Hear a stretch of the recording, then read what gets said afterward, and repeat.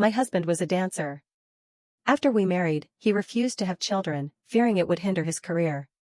So, I took the initiative and underwent sterilization. 10 years later, I received millions in compensation from a demolition project, only to have 3 children suddenly appear, demanding their share. After digging into the truth, I uncovered a devastating reality. They were triplets, the children of my husband and his childhood sweetheart. He had named them Diego, Mateo, and Bruno. And his childhood sweetheart? Eulalie Hemsworth. The money I had sent to my in-laws had been used to buy a spacious apartment in their hometown, not for me, but for him and her. All those years, Hayden Radcliffe had used the excuse of seeking inspiration to shuttle between 2 cities, hiding a life I never knew existed. Under this gut-wrenching revelation, I confronted him, my fury uncontainable. His response? Steady, self-righteous, without a hint of guilt. For the promise I made in childhood. I felt myself unraveling, rage and heartbreak colliding. The argument that followed was a storm neither of us could contain.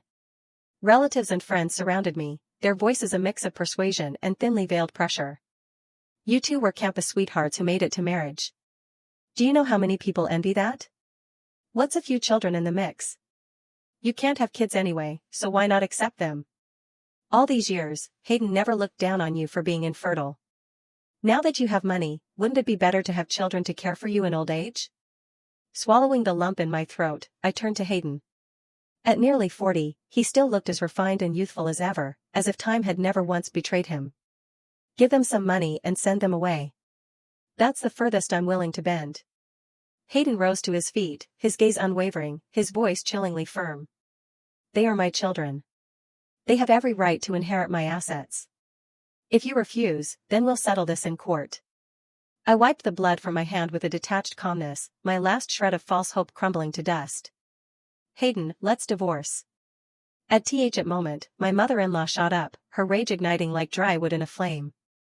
A cup flew toward me, shattering just inches away. You're nothing but a barren hen. How dare you ask for a divorce? If anyone's leaving, it'll be Hayden, not you. What right do you have?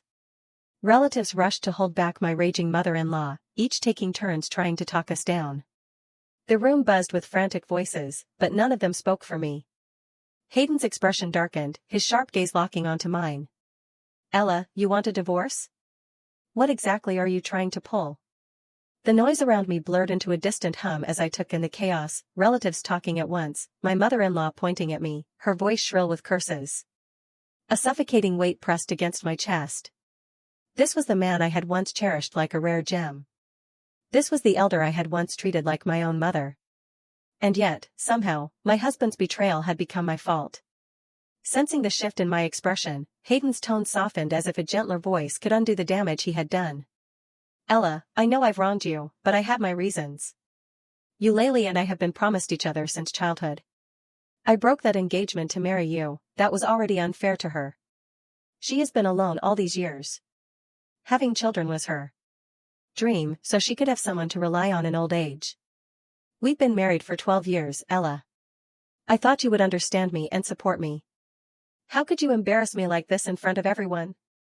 He spoke as though he had been backed into a corner, as though I was the one being selfish.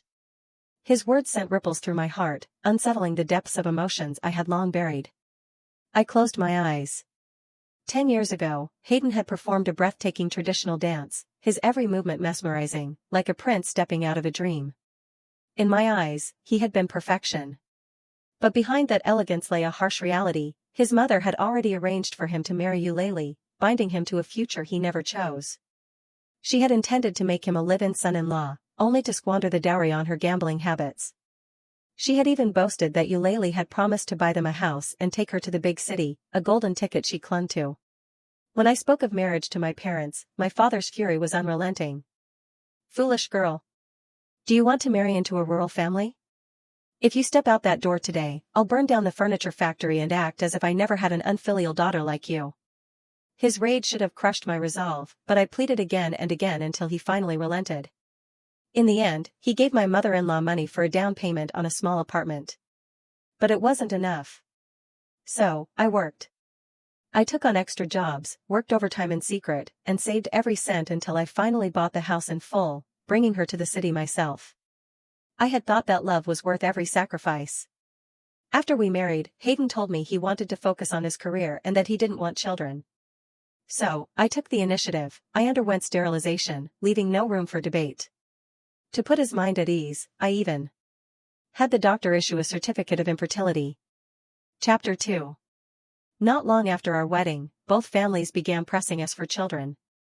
The whispers and pointed gazes followed me everywhere. Enduring the endless gossip, I presented the infertility diagnosis. From that moment, my mother-in-law's demeanor shifted. Her once amiable tone turned sharp, laced with ridicule. She sneered, her words dripping with disdain as if I were neither man nor woman.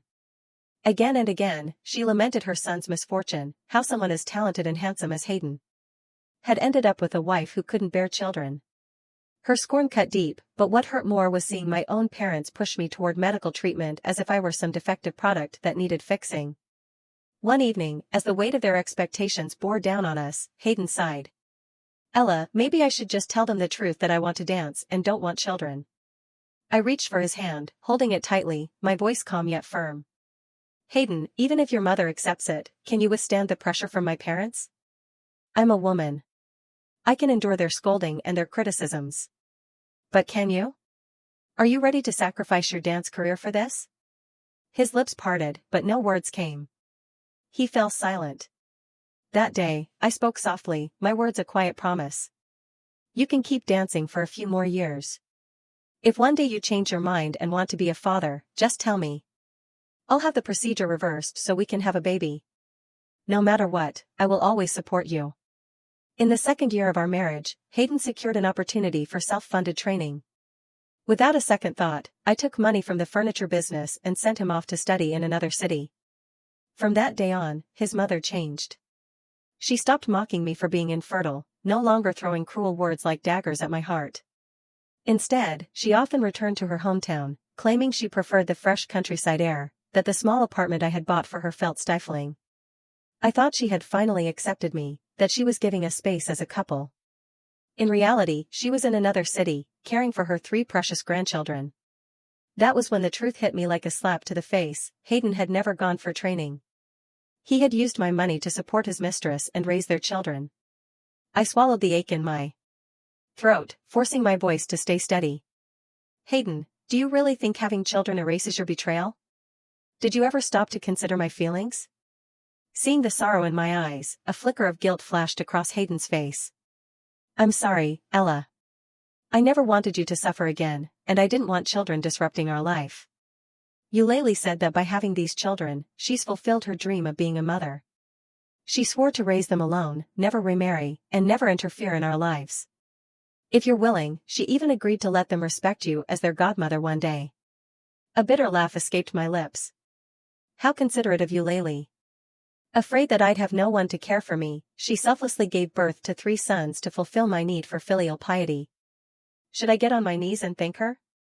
Otherwise, I really might have been left all alone. Hayden smiled indifferently as if the weight of his words meant nothing. "There's no need for that. Eulalie may be younger than you, but she's mature and understanding. She knows her situation is complicated, yet she has never once complained. She has devoted herself to raising the children, so I wouldn't have to worry. Now that the kids are older and our financial situation has improved, I think it's time to give her an explanation. We'll set aside $1 million from the demolition compensation, reparation for her hardships over the past 10 years. We'll also buy her a 4-bedroom apartment nearby so the children can stay with her. They're used to being with her, after all." His voice remained casual as if he were making an ordinary business transaction. "I'll visit them occasionally, fulfilling my duty as a father." Every word landed like a hammer against my chest. I opened my mouth, but my throat was dry, the words barely forming. "Hayden, are you planning to keep 2 households?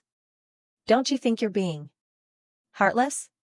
How do you expect me to face our family and friends?" For the first time, hesitation flickered across his face. "Ella, I know this isn't fair to you, but haven't you always said you don't care about what others think? That as long as we're happy, nothing else matters?" His expression darkened, his gaze locking onto mine. "What do you mean now? Are you asking me to be heartless and abandon them?" Chapter 3. Ella, I'm a father. You don't have children, so you can't possibly understand what that means. I can't just turn my back on them, it's my responsibility. After saying that, he rose to his feet, casting me a silent glance before adding, Ella, I know this is hard for you to accept right now, and that's okay. Just take your time. I still hope you can come to terms with it. After all, they carry my blood. I can't abandon them. With that, he called the relatives and friends outside, leaving me alone on the sofa, slumped in quiet defeat. I reached for a bottle of liquor, leaned back, and drank in silence. Moments later, my phone lit up, a message from the private investigator. Photos and videos loaded onto my screen. A cold chuckle slipped from my lips as I clicked on them. Ever since the truth surfaced, my mother-in-law and the others had stopped pretending. They openly walked in and out of hotels and amusement parks, no longer caring who saw them. The investigator had caught it all. There were photos of the 5 of them dining at a restaurant, of Hayden and Eulalie playing games with the children, of them escorting the kids to extracurricular classes together, like a perfect little family. They were just ordinary family photos, yet my eyes burned as if seared by invisible flames. If my father's spirit could see this from the afterlife, he would have slapped me across the face and called me a fool. But he was gone. He had passed away a year ago from late-stage liver cancer. Before he died, he held my hand tightly, his voice weak yet firm. He told me to live well, not to burden myself with pressure, and that if life became too hard, I could always adopt a child. I thought I had already cried every tear I had to shed. But, staring at that picture-perfect reunion, my vision blurred once more. How could he do this to me after everything I had sacrificed for him? And his mother, how could she? Even when the furniture factory struggled, I never once cut off her monthly allowance of $20,000. She had claimed she needed it for therapy and health supplements, citing anemia and heart problems. At dawn, I called the relocation team. I agreed to invest the compensation funds into the financial management fund. I'll come by later to sign the papers. By the time Hayden returned, I was already drunk, my face streaked with tears. He helped me lie down, his touch laced with guilt, wiping my face gently with a warm towel. The scent of mysterious royal jelly cologne clung to him, turning my stomach. So, he had spent the night with them, and under the roof, I had paid for his mother. Hayden fed me warm water, cradling my head as he whispered, I'm sorry over and over, his breath brushing against my hair. For a fleeting moment, it felt like I had gone back 10 years, back to when my father had stood firmly against us, and we were struggling to survive in a damp basement apartment. Life had been cruel back then. My father had severed all financial support, vowing that I would never marry a pretty-faced man with no future. We had survived on cold steamed buns and instant noodles, but back then, Hayden had truly loved me. He never once complained, never wavered, always by my side as we chased down orders, doing whatever it took to get by. And whenever we had something decent to eat, he would always save it for me. I remember a night after one of his performances, someone gave him a chicken drumstick. He had tucked it into his coat pocket, keeping it hidden for an entire day. Then, when night fell, he pulled it out with a grin, holding it up to me. Eat quickly, he had said, his eyes full of warmth. That night, after I had eaten my fill, he had held me close and wept, blaming himself for dragging me down. His voice trembled as he begged me to leave him behind, to go home and never look back. Now, I clung to Hayden, my voice barely above a whisper. Hayden, let them go, okay? We can still support them financially, but please, don't see them anymore. Please? His entire body tensed. He froze. Reality struck me like a slap. The haze of alcohol lifted. I pushed myself up, stepping away from the bed, my lips curling into a bitter smile as I stared at him. Why? My voice cracked. Why didn't you come to me when you wanted children? I looked at him, my heart splintering under the weight of betrayal. Hayden, how could you be so cruel to me? The pain clawed at my chest, raw and unbearable. My fist slammed against the glass cabinet. The sound of shattering glass filled the room as shards scattered in every direction. A sharp sting shot through my hand, and crimson drops began trailing down my fingers. For days, I buried myself in work, handling the relocation of the furniture factory. That day, just as I concluded negotiations on a merger with Mr. Ashford, my phone rang. It was Hayden. Chapter 4. I opened the message without emotion. Ella, come home tonight. I have something to discuss with you. Knowing this conversation was inevitable, I typed a single-word reply. Okay. When I pushed open the door, I stopped short, my breath catching. For a moment, I thought I had walked into the wrong house. The crystal chandeliers and wall sconces bathed the room in warm light. An anime played softly in the living room, where 3 little boys laughed between bites of snacks. The dining table was covered with steaming dishes, the air thick with the rich scent of red wine. In the center sat a towering 3-tiered cake, its candles flickering. A bouquet of roses, fresh, vibrant, almost too perfect, rested beside it. Hayden approached with a bright smile, effortlessly taking my bag from my hands. Ella, you're back. Everything's ready. We were just waiting for you to start dinner. Noticing my frozen expression, he placed a hand on my back, gently, guiding me toward the table. Today is the triplets' birthday. I thought this would be a good chance for you to meet them, to bond with them. His voice was light and casual, as if it were normal like this wasn't ripping me apart. So, I arranged a little celebration at home. Then, he called out, Diego, Mateo, Bruno, come meet Aunt Ella.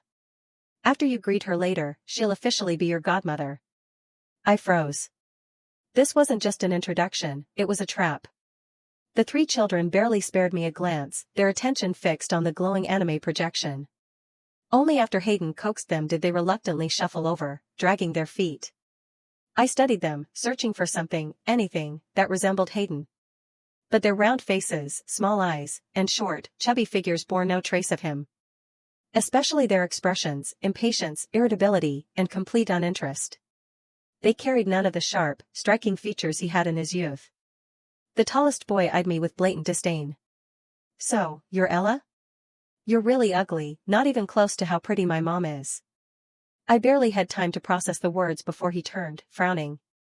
Mom, is this really the godmother you found for us? I don't want her. She's old and ugly. The other 2 pouted in agreement. If Big Brother doesn't want her, neither do I. Going out with her would be embarrassing. She dresses so poorly. Hayden immediately covered the boy's mouth, his voice firm but coaxing. Diego, don't be rude.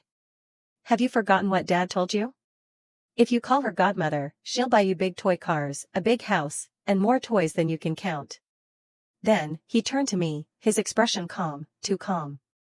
Ella, since the kids are willing to accept you as their godmother, it's only fair you show some sincerity.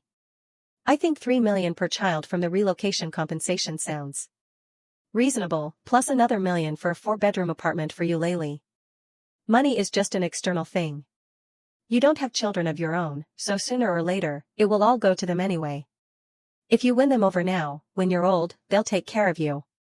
I'm doing this for your own good. The tallest boy, clearly the eldest, rolled his eyes before sighing dramatically. Mom said you don't have kids, and that's just pathetic. We'll barely accept you as our godmother, but don't be stingy. You have to treat us well. Otherwise, when you're old, I'll make you pick up trash and lock you in a dark room to eat leftovers. Hayden nodded approvingly. My son's got a point. If their godmother treats them well, of course, they'll return the favor, right? Don't worry, your godfather has money. Whatever they want, just let me know. As he spoke, he grabbed my arm, his grip firm, his gaze full of unspoken meaning. I sneered and shoved him away. Who said I wanted to take them as my godsons? Toy cars? Houses? Where's your real mother? Why isn't she buying them for you? What's the point of dragging an outsider into this? The eldest's face twisted with rage.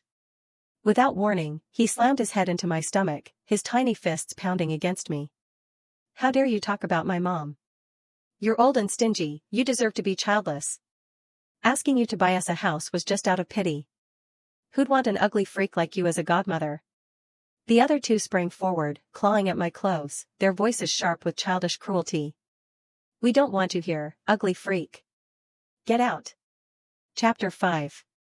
Although there were only 10 boys, the strength of the boys was startling. Each punch to my stomach sent sharp waves of pain coursing through me. I gritted my teeth, grabbing their arms in an attempt to pry them off. Yet, they kicked and thrashed with relentless force, their small bodies fueled by unchecked rage. Even Hayden couldn't rein them in. Then, a sudden, vicious kick struck my knee. A searing pain exploded through my body. Overwhelmed, I instinctively flung the boy away. A loud thud followed by a sharp ouch filled the air. The eldest had crashed headfirst into the coffee table. For a moment, there was silence. Then, ear-splitting cries shattered the room. Clutching my knee, I hunched forward, reaching out to help him. Before I could, a shriek rang out from the kitchen. My mother-in-law came rushing in. The moment her eyes landed on her grandson's bleeding forehead, she wailed and threw herself at him, her voice cracking as she sobbed, "My precious baby. My poor, poor baby." Seeing the crimson streak trailing down his forehead, guilt gnawed at me. Just as I parted my lips to speak, another figure emerged from the kitchen. It was my first time seeing Eulalie. She looked just as she did in the videos, graceful and poised, the image of refined elegance from head to toe. Instinctively, I glanced down at myself, factory-issued sportswear, scuffed gray sneakers, and a face worn thin from endless exhaustion and sleepless nights. A bitter taste crept into my throat, spreading through my chest like a slow burn. Eulalie's eyes landed on the blood trickling down her son's forehead. Without hesitation, she gathered him into her arms, her hands trembling as she checked him. "Mom, it was her. She pushed me. She used so much force," the eldest boy cried, his sobs shaking his small frame. Eulalie tightened her hold on him, then turned her gaze on me, cold, sharp, unforgiving. "Sister Ella, how could you lay hands on a child? Just because you've never been a mother and don't understand maternal love doesn't mean you have to be so heartless." Then, she turned to Hayden, her voice laced with sorrow. "Brother Hayden, I know your sister has never liked us. That's why, as you wished, I never set foot in Austin City. All I ever wanted was to raise my children properly. I never had any intention of taking you away from anyone. You told me to bring the children here today because she agreed. I was so happy, thinking we could finally be a family. But I never expected her to treat Diego like this." Eulalie's voice trembled with suppressed hurt. "Brother Hayden, I'll take the kids and leave. I won't live under someone else's roof, always walking on eggshells.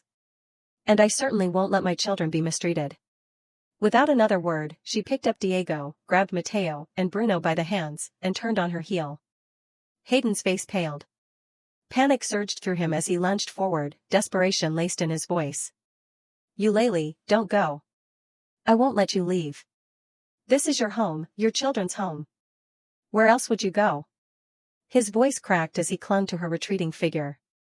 "I promise, what happened today will never happen again. No one will ever mistreat you again." Then, without warning, he yanked me forward and shoved me in front of Eulalie. "Ella, apologize to Diego right now. Tell him you didn't mean it. Say it." His fingers dug into my arm, his grip tight and unyielding. "And you have to promise Eulalie that you'll treat the children as your own from now on. You must never lay a hand on them again." Chapter 6. Every word sliced through me like a blade, sharp and merciless. This house was my father's ancestral home. And yet, Hayden so easily declared it a haven for his mistress and her illegitimate children without a second thought, without a hint of hesitation. And now, he dared to demand that I apologize to a 10-year-old child? That I make promises to his mistress? Something inside me snapped. The urge to argue, to explain myself, vanished. All this time, I had been clinging to an illusion. Lifting my chin, I straightened my back and met their gazes with cold indifference. Then, I pointed at the door. "Get out. All of you. This house belongs to my Linton family. Who do you think you are?" The moment the words left my lips, my mother-in-law lunged at me, rage twisting her face. Before I could react, she grabbed a chair and brought it crashing down over my head. "You shameless bitch. How dare you kick us out? You married my son, everything you have belongs to him. If anyone's leaving, it's you." A blinding pain exploded in my skull. Warm blood trickled down my forehead, blurring my vision. And yet, Hayden did nothing. He simply stood there, watching coldly, like all of this was nothing more than a mess of my own making. I forced myself to stay conscious, gripping my head as I fixed them with a cold, unwavering stare. My father is still watching from above. And yet, you shamelessly let a mistress and her illegitimate children waltz into his home? Do you have no conscience? No dignity? Are you even human? Hayden's expression darkened, his voice dripping with frustration. "Ella, why have you become so petty? In the end, isn't this just about money? This house, this wealth, it's our shared property. Shouldn't I have the right to provide for my children? Do you really want to drag this into court? I can't just stand by and watch Eulalie struggle, raising 3 kids on her own. Look at today, she bought a cake, got mom some roses, and spent half the day cooking. Why can't you be more like her? More generous? Think about the bigger picture. A sneer curled on my mother-in-law's lips as she rolled her eyes. I told you from the start, she's nothing like Eulalie. Just look at her now, causing a scene in front of the kids. No sense of shame whatsoever. Mom, that's enough. Ella, just apologize to the child. Take them out, buy something nice, and let's put this behind us. Eulalie was quick to seize the moment. Sensing Hayden's hesitation, she pulled Diego into her arms and spoke with gentle urgency. Brother Hayden, I was just upset earlier because of the child's injury. I didn't mean to speak so harshly. Please don't be mad at sister. I'll apologize to her later.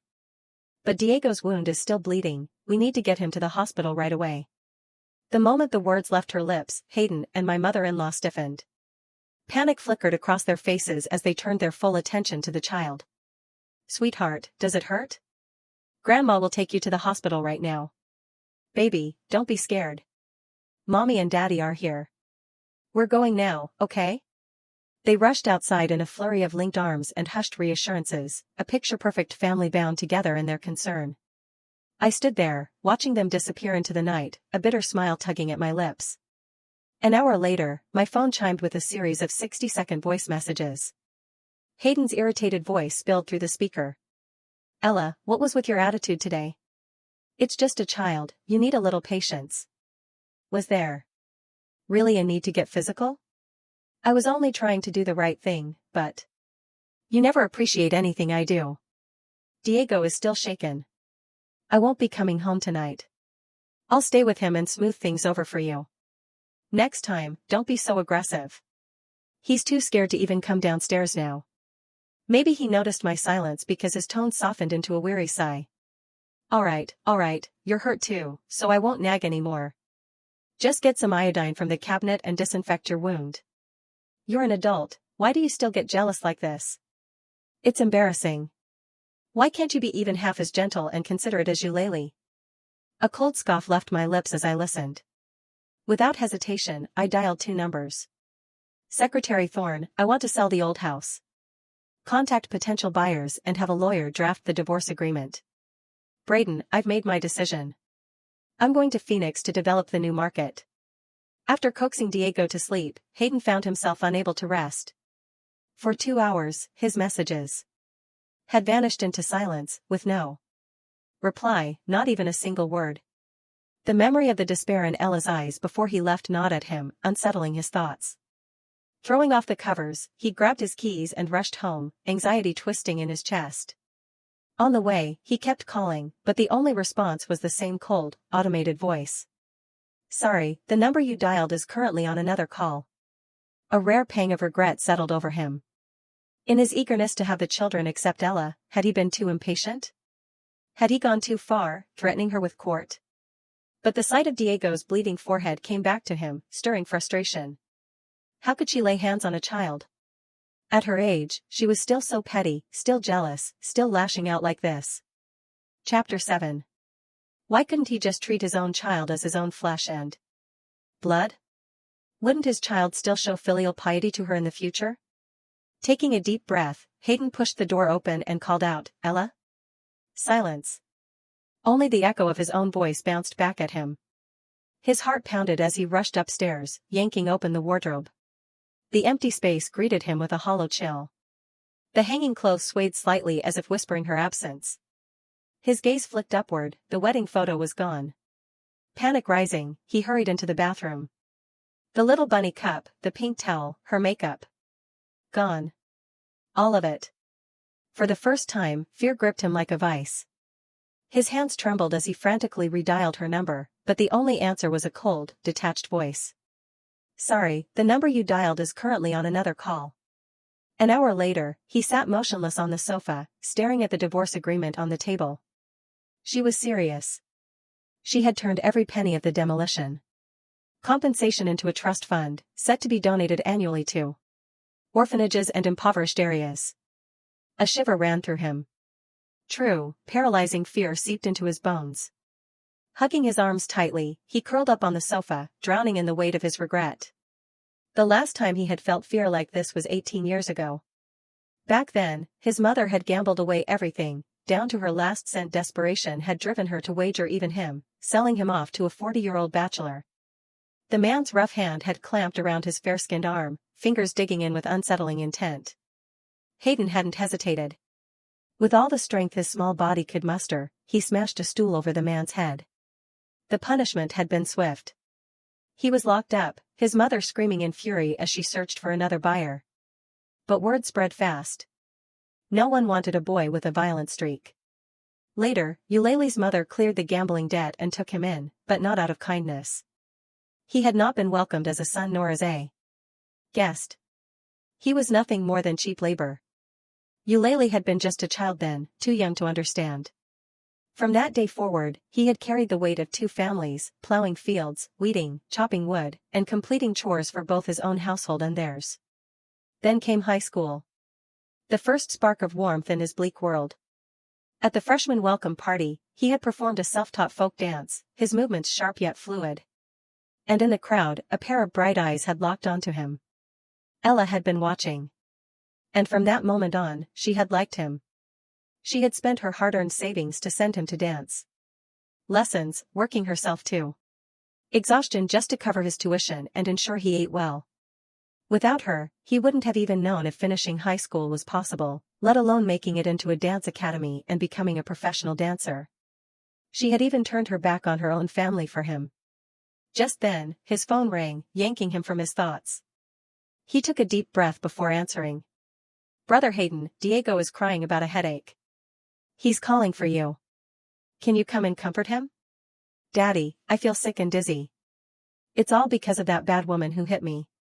I want you to hold me while I sleep." Listening to their carefully woven act, regret twisted inside him. For the first time, he resented his own moment of weakness.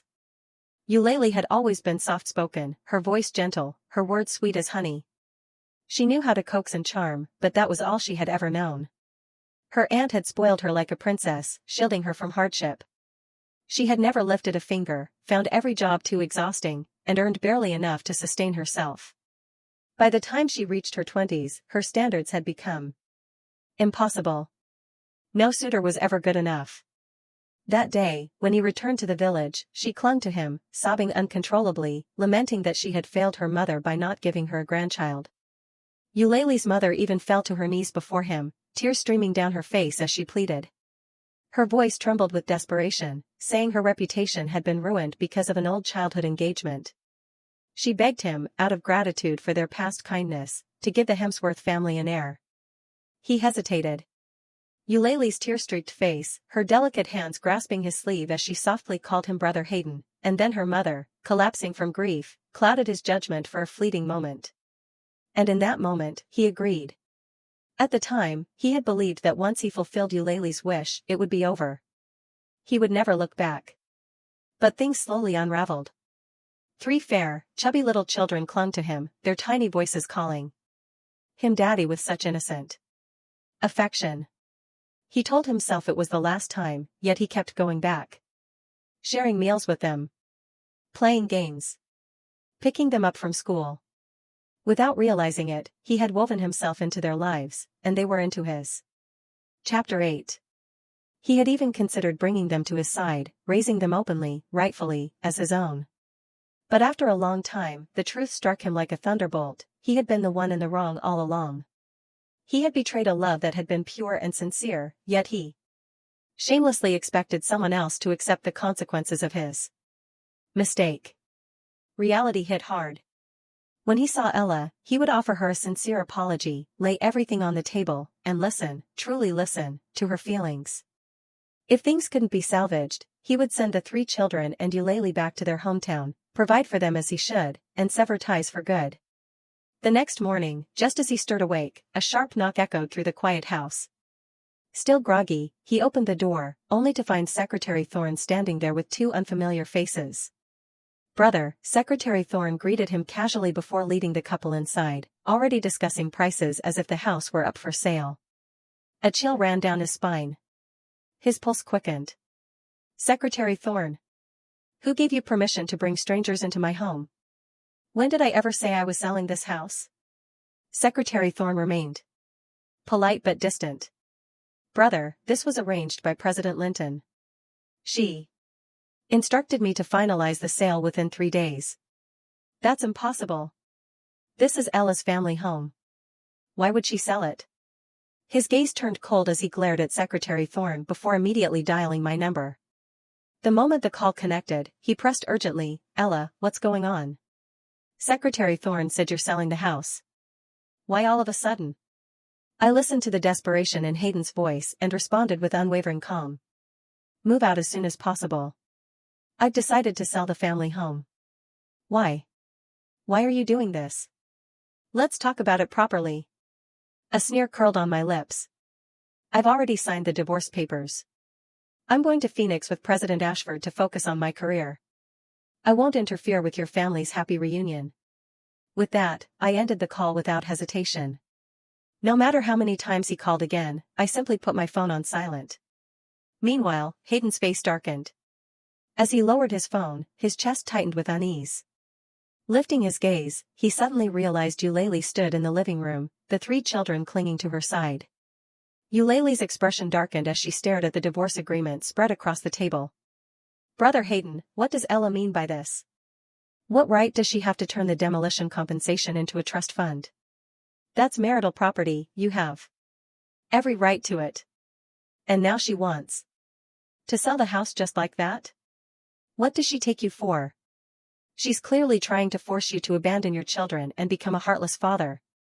She's just a woman who can't even bear a son, yet she dares to act all high and mighty? If she wants to make things difficult, then take this to court. The divorce is good for us, it means our family can finally be together." Hayden's frown deepened. "Eulalie, the demolition compensation was left by her father, and the house is her ancestral home. She has every right to handle it however she wants. How could we take this to court? And she's not infertile. I've told you more than once that she chose not to have children because of me. I was the one who wronged her. Don't say things like that again." Eulalie's expression darkened when she saw Hayden still defending me. Without hesitation, she pulled Diego, Mateo, and Bruno to her side. "Brother Hayden, you're just too soft-hearted. Diego and the others are your real family, your own flesh and blood. Ella is nothing but an outsider. Even if you won't think for yourself, at least think about the children's future. What will happen when they grow up? Who's going to buy them cars and houses? Are you really willing to let them struggle alone like I did?" Hayden's brows furrowed as he looked at Eulalie in disbelief. She used to say her greatest wish was for the 5 of them to be together, that money and material things never mattered. But now, the first thing she brought up was the demolition compensation and the house. She even wanted him to take this to court. She was asking who would buy the children cars and houses. Back then, she had promised she would never involve him in anything, that she wouldn't disrupt his life. When had everything changed? Just then, Secretary Thorne approached, a smirk playing on his lips. "Brother, so this is the so-called good childhood friend you always spoke of? Looks like all she really wants is for you to fight for property, raise her children, and take care of her while she's at it." Chapter 9. Clicking his tongue, he shook his head with a smirk. No wonder President Linton wants to sell the old house and leave. Her husband didn't just cheat, he had children with another woman and now expects her to fund his mistress and illegitimate kids. The fact that she didn't stab him shows just how well-mannered she is. Eulalie's face twisted in anger. Who cares about her money? She threw it at Brother Hayden willingly because she was obsessed with him. What does that have to do with me? I provide emotional support and put in the effort. It's only right that Brother Hayden spends money on me. What would a mere secretary like you understand? Secretary Thorne let out a short, sharp laugh. "Oh, I see now. So you served Big Brother well, and now he's happy to support you?" His amusement vanished in an instant, his eyes turning sharp as he shifted his gaze to Hayden. Big brother, anyone with eyes can see how deeply President Linton loved you. Don't you feel even the slightest shame? Does your conscience not weigh on you? With that, he spat on the ground and walked away without a second glance. Hayden stood frozen, staring at Eulalie as if seeing her for the first time. Since when had she provided emotional support? What effort had she ever made? Since when did she believe she was entitled to his support? Had everything been a scheme from the very start, a carefully laid trap? His expression darkened, his voice turning cold. Eulalie, we agreed from the beginning that I was only helping you have children to continue your family line and repay Auntie's kindness. You promised I wouldn't have to worry about anything once they were born. So what the hell are you doing now? Eulalie dusted off her clothes, a scornful smirk tugging at her lips. Hayden, let me make this clear, these 3 children are yours, and you're responsible for raising them. You should buy them cars and houses. If you don't sue Ella and get that money, I'll dump all 3 kids on you. I won't care anymore. You're 6 years older than me. Haven't I spent the last decade comforting you, taking care of you? Shouldn't you be supporting me? Hayden staggered back as if the air had been knocked from his lungs. He collapsed onto the floor, his gaze locked on her in sheer disbelief. After a long, suffocating silence, his voice came out hoarse, raw. Eulalie. You're a goddamn liar. Hayden was seconds away from lunging at her, but Eulalie sidestepped with ease, a smirk playing on her lips. If you want a peaceful life, sue Ella and get the money, she said coolly. Otherwise, don't blame me for being ruthless. With that, she strutted out the door, the 3 children trailing behind her. Hayden scoffed, convinced she was bluffing. He never imagined she would actually take the children and move into his mother's cramped 2-bedroom apartment. Without hesitation, she tossed his mother's bedding into the living room, claiming the master bedroom for herself and Diego while Mateo and Bruno were stuffed into the 2nd bedroom. Her reasoning? She had spent over a decade raising the children, wasn't she entitled to some compensation? She even had the audacity to declare, if you don't agree, let's ask the neighbors. I, a young and beautiful woman, sacrificed 10 years of my life raising illegitimate children and playing the role of a mistress. Shouldn't I be compensated? Hayden's mother was a tough woman, but she still had her pride. Letting the whole neighborhood find out that her son had been supporting a mistress and raising illegitimate children? Absolutely not. Eulalie settled in with the 3 children as if she owned the place. Every day, she lounged around, eating, drinking, watching TV, and playing games without a care in the world. The 3 brats ran wild, toppling coat racks, knocking over vases, and turning the house into a war zone. Mealtimes were an even bigger nightmare. One demanded fried chicken, another insisted on ribs, while the third threw a fit over sweet and sour fish. If they didn't get their way, they would slam the table, wail at the top of their lungs, and hurl their utensils across the room. Within a week, the chaos took its toll. Late one night, Hayden's mother collapsed in the bathroom, clutching her chest, her breathing ragged. Eulalie remained unfazed. She didn't bother calling an ambulance until the sun was high in the sky, as if the old woman's suffering was nothing more than a minor inconvenience. By the time she was rushed to the hospital, the doctors wasted no time moving her to the ICU. Though they managed to save her life, the prolonged lack of oxygen left irreversible damage. She lost all feeling from the waist down. Chapter 10. The moment Hayden moved out of the old house and rented a place, his life spiraled downhill.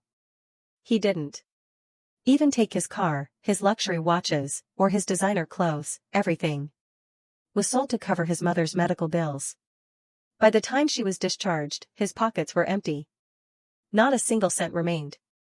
Seeing that he was of no further use, Eulalie made an even bigger spectacle of herself. She slept through the day, then blasted loud music at night, wailing like a banshee. His mother, still weak from her hospital stay, couldn't bear the torment. She collapsed from the stress, fainting over and over again. Hayden abandoned his dance performances, resigning himself to a life of servitude, waiting hand and foot on his so-called precious children. Eventually, the weight of it all crushed him. He couldn't take another second. He turned to Eulalie, his voice raw with exhaustion. What do you want? If you drive me to my grave, you won't see a single cent. Eulalie didn't even blink.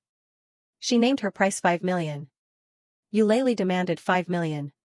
She said if he gave her the money, she would take the kids and leave, never bothering him again. After some back and forth, they settled on $3 million. By the time Hayden came looking for me, I was in Portland, overseeing the construction of a new factory. In just half a month, he had become a ghost of his former self. His once polished face was drained of color, his sunken eyes heavy with exhaustion. The man who once prided himself on his refined looks now stood before me, disheveled and desperate. His lips trembled as he stammered, "Ella, please, help me. Eulalie, she's a wretched woman." The moment the words left his mouth, his composure shattered. Tears spilled down his face as he broke into sobs, his shoulders shaking uncontrollably. I waved the engineer away and regarded him with a cold, impassive gaze. "Hayden, we're already divorced. Shouldn't you be running to your good son and dear mother instead of coming to me?" He hastily wiped at his tear-streaked face, desperation creeping into his voice. "My mom is paralyzed now. You know what kind of person she is, I can't rely on her for anything. Ella, I was wrong. I know I was wrong. I never should have sided with them. I never should have hurt you." He clutched my hand, his grip tight with desperation. "I finally understand now. You were the only one who truly cared for me, the only one willing to stand by me. Eulalie said she'll take the kids and leave if I give her $3 million. That's all it takes, Ella. Once she's gone, we can start over, just like before. Ella, it's just $3 million. You're more than capable, you could earn it back in 5 years at most. I swear, I'll make it up to you. I'll treat you right this time. We can have a child and build a good life together. Please, just give me another chance." I let out a slow, mocking laugh and met his gaze, unflinching. So this was what my patience had amounted to, his delusion that forgiveness was given, that I would bend because he had finally come crawling. Had he come to me with this a month ago, I might have been naive enough to think he was just momentarily lost. I might have even considered it. But now? He was nothing more than a pathetic echo of the past. But now, I saw him for what he truly was. His heart had never belonged to me, it had always been with his childhood sweetheart and their children. And yet, just because I once loved him, he thought he could trample on my dignity, discard me like a worn-out spare, and then pick me back up when he had nowhere else to turn. Hayden, just because someone else scammed you and tossed you aside doesn't mean you get to crawl back to me like some pathetic fool. I have no use for a man who's nothing but an ungrateful, heartless dog. His face flushed red, then drained white, then darkened to a sickly blue. His expression twisted with humiliation, his lips parting as if to speak, but nothing came. In the end, he turned and fled, shame written all over his face. But he didn't give up. Every day after that, he showed up at the construction site, bringing me chicken soup and packed meals with ribs and rice.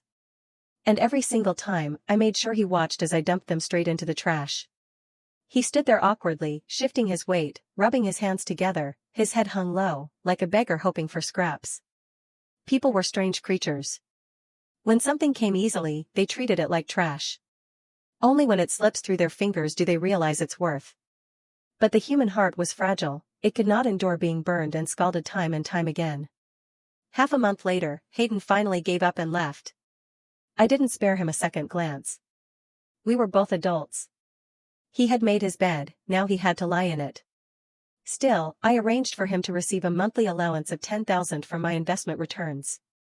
That was the last shred of kindness I had left for him. From then on, he was on his own. Yet, less than 10 days later, a court summons landed on my desk. Hayden had actually sued me. I let out a cold laugh.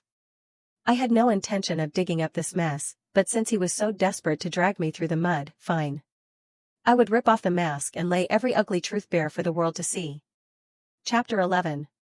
In the courtroom, Hayden kept his eyes down, avoiding my gaze. Eulalie, on the other hand, sat with her chin lifted high, smug and triumphant. And why wouldn't she be? 3 adorable sons, a man willing to fight for her, and the chance to walk away with millions. Not everyone could pull off a scheme that perfect. Hayden's lawyer argued with fervor, painting him as the devoted husband who had poured his heart into supporting my business, toiling endlessly at home, only for me to dispose of marital assets without his consent. Now, he demanded his fair share, half. I hadn't even bothered to hire a lawyer. Calmly, I placed a stack of documents and receipts before the court. During our marriage, I had spent $3.2 million on his mother, her medical bills, her daily expenses, her vacations. For his own pursuits, dance training, competitions, overseas courses, designer clothing, and endless grooming, he had burned through $5.68 million. His monthly salary? $13,000. Not a single cent had gone toward household expenses. Where all that money had disappeared to? Only he knew. I had even bought his mother a house. Over a decade, I had poured $10 million into his family, nearly $1 million a year. No wonder the furniture business barely scraped by. While I worked tirelessly, Hayden had been coaxing me into shouldering endless expenses, all under the guise of love. Calmly, I presented proof that the furniture factory and the old family home were my premarital assets, inherited from my father, completely unrelated to Hayden. If we were to divide our assets fairly, it was I who should be receiving $5 million in return. The judge meticulously reviewed the documents and statements before proposing a settlement. Hayden turned to me, his eyes filled with shame and desperation. "Ella, I know I was wrong. Please, help me one last time.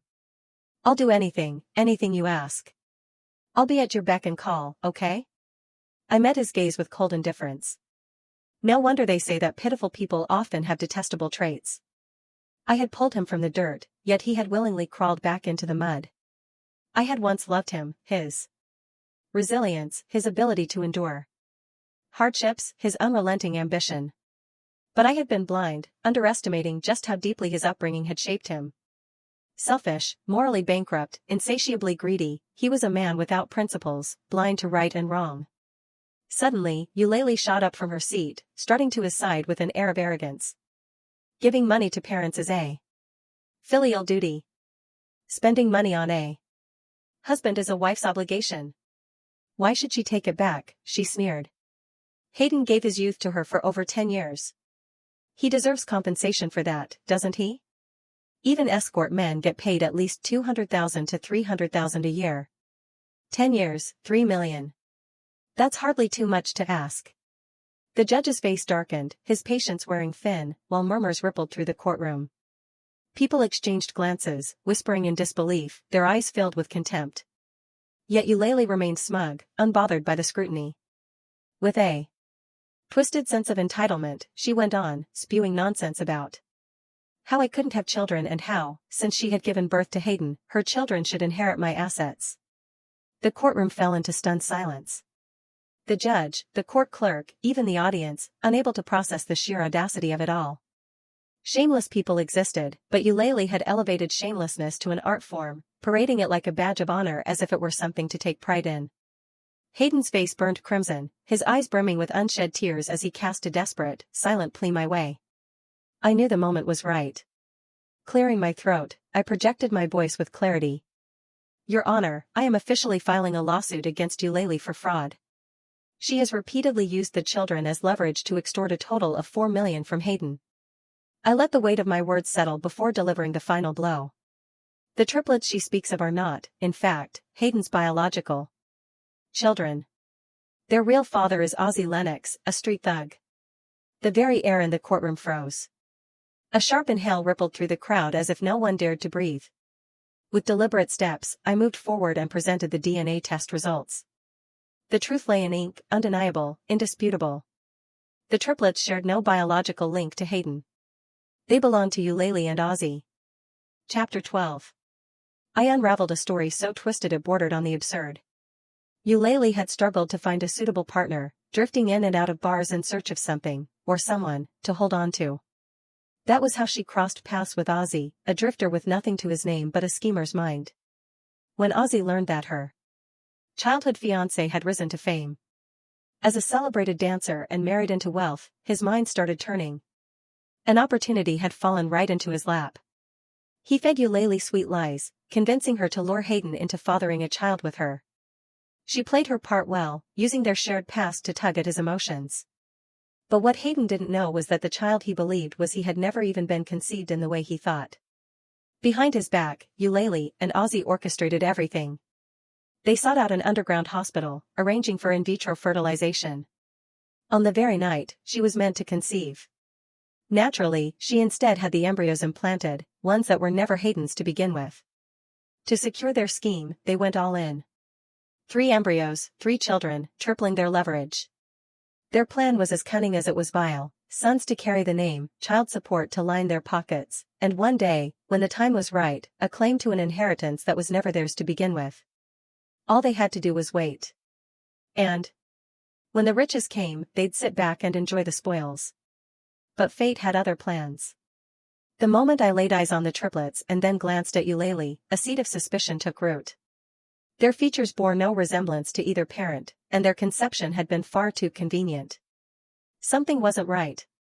So, I hired a sharp-witted private investigator who was charming and persuasive. A few drinks later, the drifter spilled everything without even realizing it. Gasps rippled through the courtroom as I finished my story. The weight of the revelation crushed the air, suffocating everyone in its grasp. This wasn't just deception. It was theft of money, of trust, of an entire future. Swindling someone for wealth was one thing, but playing with their life and their emotions? That was a cruelty beyond measure. Did they even have a shred of humanity left? With a sickening thud, Hayden collapsed. Chaos erupted. Voices clashed. Shouts of outrage, accusations. Flying. The courtroom dissolved into an uproar, forcing the judge to call for an immediate recess. Later, Hayden regained consciousness at the hospital. The doctor confirmed it was extreme emotional distress, but physically, he was fine. When he opened his eyes, he didn't speak. He simply stared, empty, hollow. I stood by his bedside, waiting, but he offered nothing. Seeing that he was stable, I turned and walked away. A day later, the news sent shockwaves through the city. In the dead of night, a man broke into a woman's home and, with a single strike, severed her head from her body. Along with her, 3 young boys met the same grim fate.